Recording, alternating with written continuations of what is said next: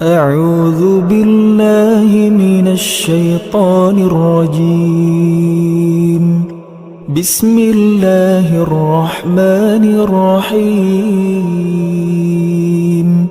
Kalau kita sedang dalam kondisi sendiri, butuh teman curhat, Allah sebaik-baik tempat curhat. Butuh pertolongan, Allah sebaik-baik penolong. Butuh kebaikan, Allah memiliki segala kebaikan. Butuh jalan keluar, Allah lah yang satu-satunya yang punya jalan keluar dari semua kebuntuan hidup kita. Makin banyak masalah, makin dekat sama Allah. Nggak apa-apa kalau kita ngerasa, saya mah nggak pede dekat sama Allah. Kenapa? Saya banyak dosa. Kalau gitu dekat sama Allah sebagai pendosa. Gimana dekat sama Allah sebagai pendosa? Tadi, Rabbi zalamtu nafsi faghfirli. Ya Rabbi, saya menzalimi diri saya sendiri, maka ampunkanlah dosa saya. Deketin Allah dengan minta ampun. Nggak pede datang ke Allah. Kenapa? Soalnya takut ngecewain Allah. Kan kita udah minta, nanti Allah ngasih. Udah gitu, namanya manusia kadang-kadang kalau udah selesai dari masalah, balik lagi dia. Jauh lagi dari Allah, lalai lagi, dosa lagi, kan suka gitu. Karena kita masih kayak ragu sama kemampuan kita. Saya bisa nggak ya istiqomah? Saya bisa nggak ya taubatan nasuha? Daripada nanti saya udah minta sama Allah, Allah tahu banget kalau saya itu masih labil, kan nggak enak. Udah nggak apa-apa. Kita berbuat dosa, datang lagi sama Allah. Dosa lagi, datang lagi sama Allah. Kapan sih Allah pernah putus asa mengampuni dosa hambanya? Yang ada itu adalah hambanya putus asa minta ampun kepada Allah. Allah mah nggak pernah putus asa. Nggak ada kalimat satupun di Al-Quran dan hadis Allah bilang gini, saya nggak akan ngampunin dosa kamu lagi. Kenapa? Udah 3 kali saya ampunin, kamu ulangi. Nggak pernah Allah ngomong kayak gitu. Baik di Al-Quran nggak pernah, di hadis nggak ada. Baik hadis Nabi nggak ada, hadis Qudsi juga nggak ada. Nggak ada cerita Allah itu ketika kita datang pertama, ya diampunin. Datang kedua, udah deh. Datang ketiga, ini terakhir ya. Allah nggak pernah ngomong gitu kan? Pas yang keempat, tidak ada maaf bagimu. Nggak ada Allah ngomong kayak gitu. Selalu, wahai hambaku, qul ya ibadiyalladzina asrafu ala anfusihim. Katakan kepada hambaku yang sudah banyak dosa dan menzalimi diri sendiri. Qul ya ibadiyalladzina asrafu ala anfusihim. Allah tuh baik banget loh sama kita.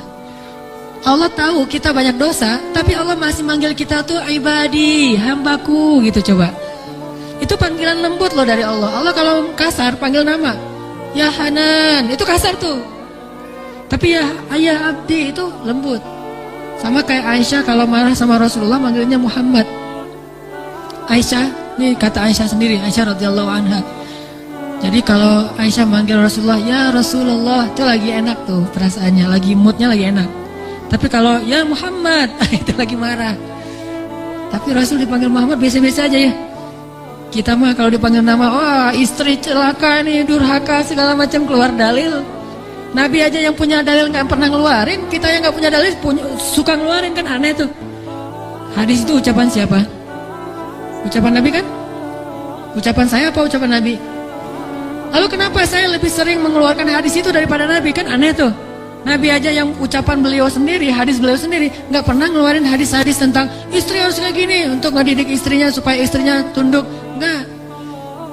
Nabi mah ngeluarkan hadis itu kepada kaum muslimah dalam suasana yang nyaman. Tapi kalau lagi marah nggak mau pakai hadis, nggak mau pakai ayat. Kita kalau lagi marah, ayat hadis keluar semua tuh. Jadi taklim kita itu bahan untuk marah gitu.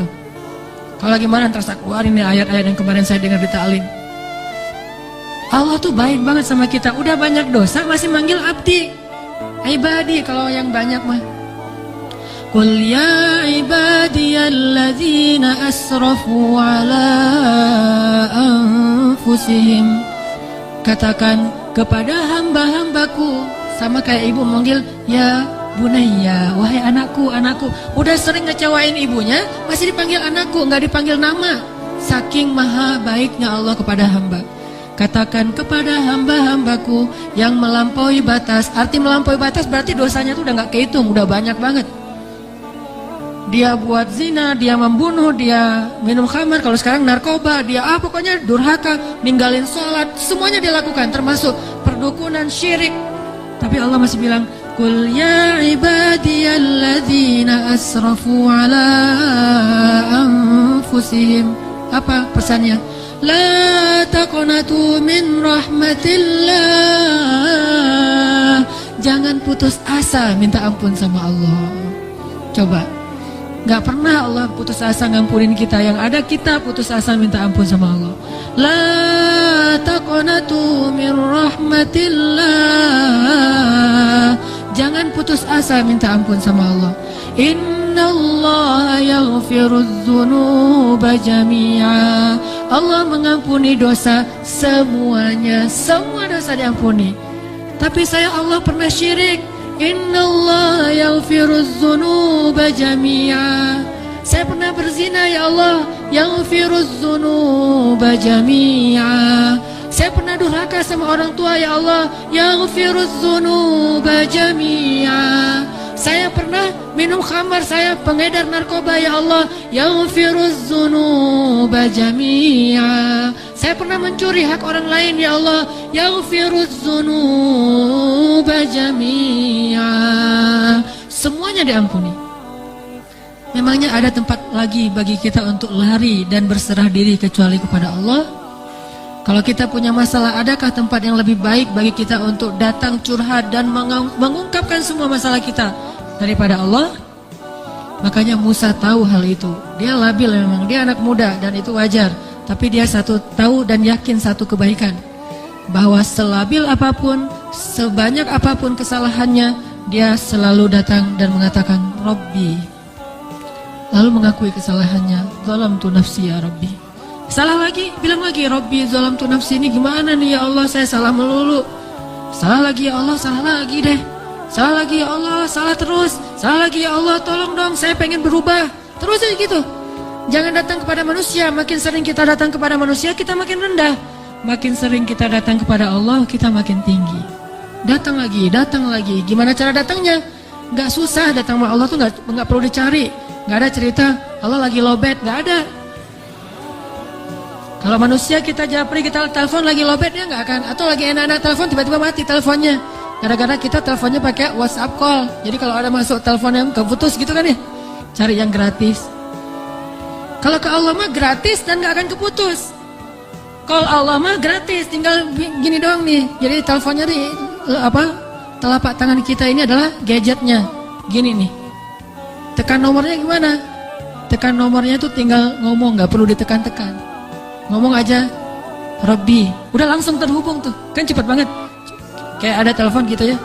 Nama istri saya Sarah, sekarang dia ada di atas.